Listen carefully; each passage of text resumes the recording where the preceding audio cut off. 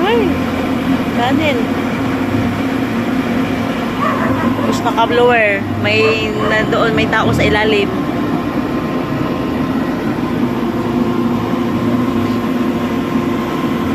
Di makita sa ilalim. Ang lalim.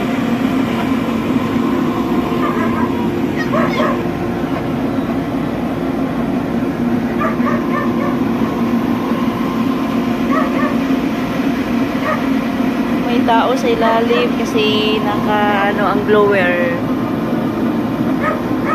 Lalim, hindi makita. Ay, kita ko ta. Ito po ang tunnel.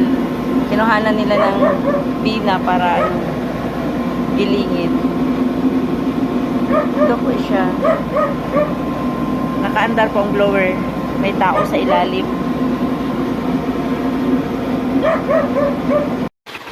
Ito na po ang gilingan ng bina or graba na galing sa tunnel. Ito ang tinatawag na bolmilan. Itong mga drum na umiikot, dyan ilagay ang graba. At ito nang natunaw na, ito, ginanyan para maragahan na lang ang maiwan. Yung liit-liit na buhangin. Yan, may mercury dyan sa loob ng magdakip ng ginto. Ayan, o. Nag-practice ako, tubig lang pinaikot-ikot ko. Yan yung tinatawag na bilingan. Yan, pinaikot ko. Tubig lang. Umalis kasi yung nag sa graba. Nahiya.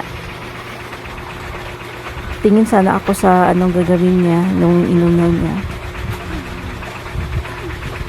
Nilagay ko doon. Tapos, yun. Iniwanan siya na, yun, yung kapatid ko,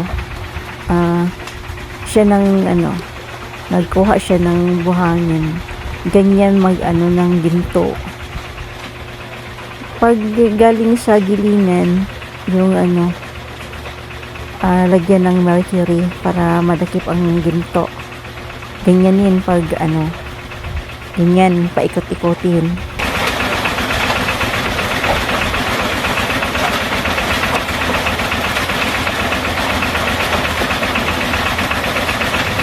Ganito ang trabaho ng mga tao dito kapag kasi minahan kasi ganyan din ang trabaho ko dati nung dito pa kami nakatira.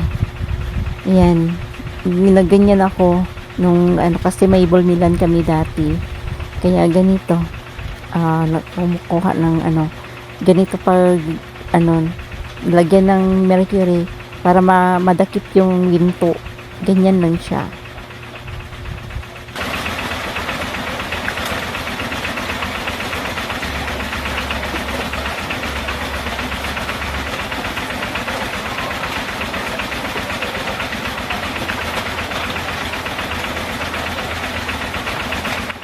Parang nakuha lang ng buhangin ng kapatid ko. Titingnan kung meron bang ginto. Meron namang nakita, powder. Ano yan? Tinapon na niya ng graba. Kaya kahit saan dito magkuha ka, meron namang makita.